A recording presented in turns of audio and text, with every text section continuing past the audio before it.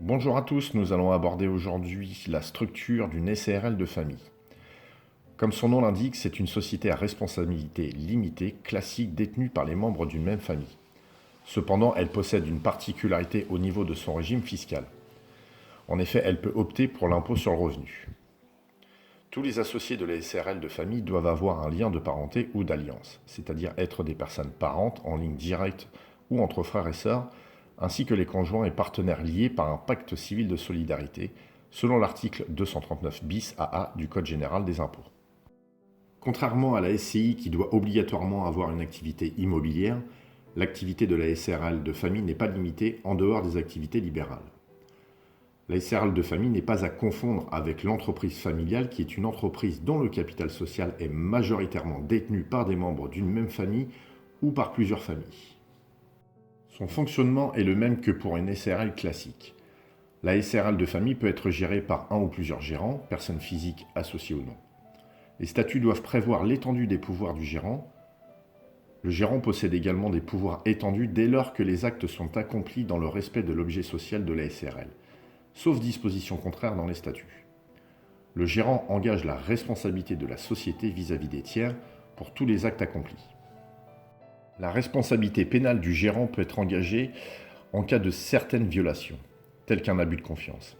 En cas de faute de gestion et de violation des statuts, sa responsabilité est engagée. Le gérant peut être rémunéré ou exercé à titre gratuit. Le gérant a la possibilité d'être un salarié de la SARL si son emploi est effectif et différent de sa fonction de gérant. Par contre, seul un associé minoritaire peut être gérant et salarié. Quant aux associés, ils peuvent être majeurs ou mineurs, français ou étrangers non commerçants. Ils possèdent un droit de regard sur l'activité de la SARL, un droit aux bénéfices, un droit d'information et un droit de vote aux assemblées générales ordinaires et extraordinaires. L'assemblée générale ordinaire doit être tenue au moins une fois par an pour l'approbation des comptes et les décisions courantes telles que la nomination du gérant, l'affectation des bénéfices. Le vote est effectué à la majorité. Quant aux assemblées générales extraordinaires, elles concernent les modifications statutaires, les augmentations ou réductions de capital. L'entrée des nouveaux associés se fait à l'aide d'un agrément de la part des autres associés, à la majorité du capital représentant 50% plus 1 et à la majorité des voix. Les statuts peuvent néanmoins prévoir des règles de majorité plus importantes. La responsabilité des associés est limitée à leurs apports. Cette limitation de responsabilité saute lorsqu'un associé se porte caution personnelle pour la SARL de famille. En ce qui concerne sa fiscalité, la SARL de famille, comme toutes les sociétés commerciales, est soumise à l'impôt sur les sociétés. L'imposition se fait comme pour une SCI à l'IS, cependant, comme nous le disions juste au début de la vidéo, elle peut opter pour l'impôt sur le revenu. Concernant la TVA, la SARL de famille est dispensée de déclaration et de paiement de TVA sous certains seuils. 34 400 € pour les prestations et les professions libérales, 85 800 € pour les activités de vente et d'hébergement. Au-delà de ces seuils, la SARL est soumise au régime simplifié ou au régime réel normal de la TVA.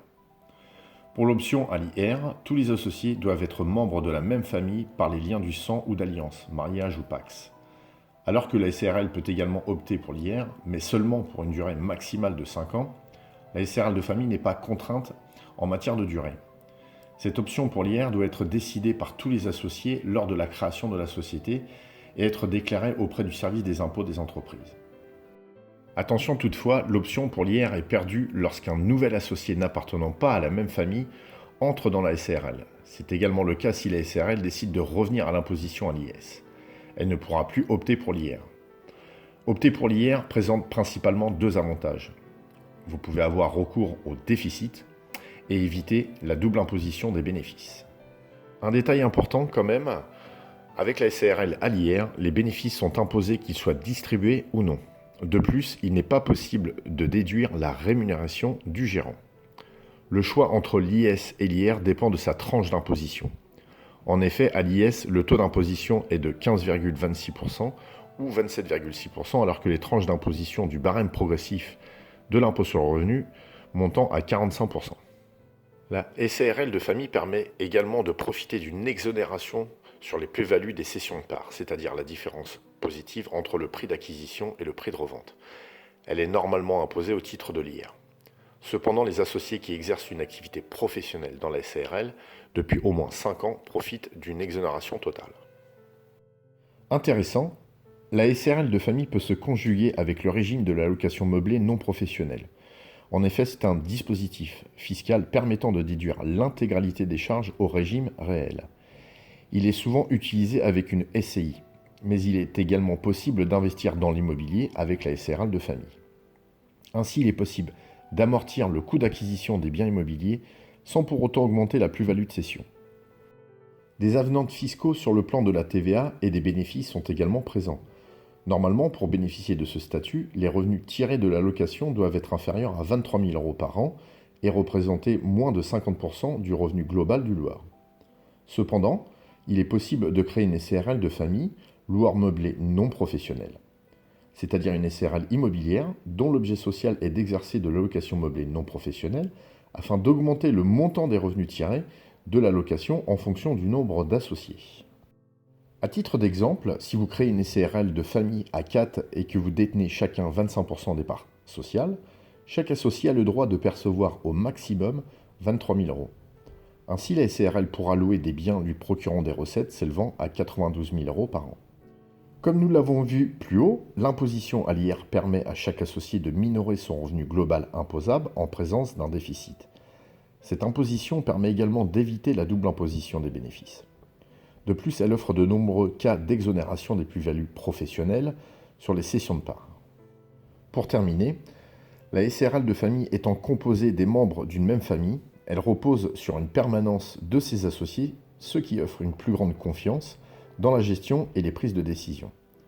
L'entrée de nouveaux associés est restreinte aux seuls membres de la famille.